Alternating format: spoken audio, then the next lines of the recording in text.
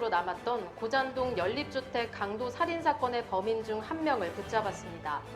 이는 얼마 전 화성 연쇄살인 이춘재 DNA 분석 기법에서 영감을 얻은 것으로 알려졌는데요. 경찰이 20년 동안 미제 사건으로 남았던 경기 안산 고잔동 연립주택 강도살인 사건의 공범 중 한 명을 붙잡았습니다. 안산 단원경찰서는 지난달 안산 고잔동 연립주택 강도살인 사건의 범인으로 이 씨를 살인 혐의로 체포하게 됐고 4월 7일 검찰의 기소 의견으로 송치했습니다. 이 씨 일당은 지난 2001년 9월 8일 오전 3시쯤 안산시 단원구 고잔동 한 연립주택에 침입해 집에서 잠을 자고 있던 B 씨의 남편을 흉기로 찔러 살인을 했습니다. 당시 B 씨 역시 흉기에 찔려 중상을 입었는데 이들은 범행을 저지르고 B 씨의 집에서 현금 100만 원을 훔쳐 달아났고 이 사건은 그대로 미제 사건으로 남았습니다. 그리고 2021년, 20년의 세월이 흘렀습니다.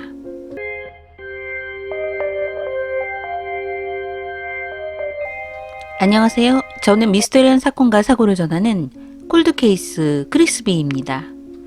2021년 4월 7일 경기 안산 단원경찰서는 강도 살인 혐의로 이 씨를 입건해서 기소 의견으로 검찰에 송치했습니다. 이 씨는 다른 범죄를 저질러 현재 전주교도소에 수감 중이었는데 2001년 9월 8일 새벽 3시 안산시 단원구 고잔동 한 연립주택에 공범 한 명과 함께 몰래 들어가 돈을 훔치려다가 잠에서 깬 B 씨의 남편을 흉기로 여러 번 찔러 살해한 혐의를 받았습니다. 이 씨와 공범은 잠자던 B 씨 부부를 검정 테이프 등으로 결박을 했지만 뜻대로 되지 않자 흉기를 휘두르고 달아났습니다. 당시 경찰은 현장에서 B 씨 부부를 결박했던 검정 테이프를 비롯해 범행에 사용한 도구를 여러 개 확보해서 유전자 분석을 의뢰했지만 당시 과학기술로는 DNA를 검출하지 못했습니다. 이들은 범행 현장에 B 씨 부부를 결박했던 테이프 등 범행 도구를 두고 갔지만 당시 기술로는 범행 도구에서 이들의 DNA를 검출할 수 없어 수사가 어려웠습니다. 더욱이 이 씨 일당은 가스 배관을 타고 창문을 통해 B 씨의 집에 침입해 CCTV에도 찍히지 않아서 사건은 20년 동안 미제 사건이 된 것입니다.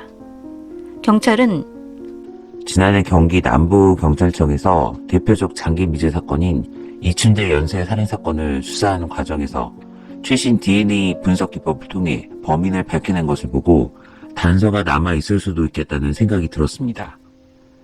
라고 전했습니다. 경찰은 이 안산 고잔동 강도살인 사건은 안산 단원서의 미제 사건 가운데 가장 큰 사건으로 우선적으로 재검토에 들어갔습니다. 다행히 당시 범행도구 등 증거물이 남아있어 재수사에 들어갈 수 있었습니다. 라고 말했습니다. 2020년 이후 DNA를 식별할 수 있는 최신 분석 기법이 발달하게 됐고 안산 단원경찰서 형사들은 지난해 7월 경찰서 증거보관실에 있던 이 사건 증거물들을 국립과학수사연구원에 보내 다시 분석을 의뢰하면서 사건 해결에 실마리가 잡혔습니다. 경찰은 지난해 8월 증거물 가운데 B 씨 부부를 결박하는 데 사용했던 검정 테이프에서 남성 DNA가 검출됐다는 국가수의 회신을 받았습니다.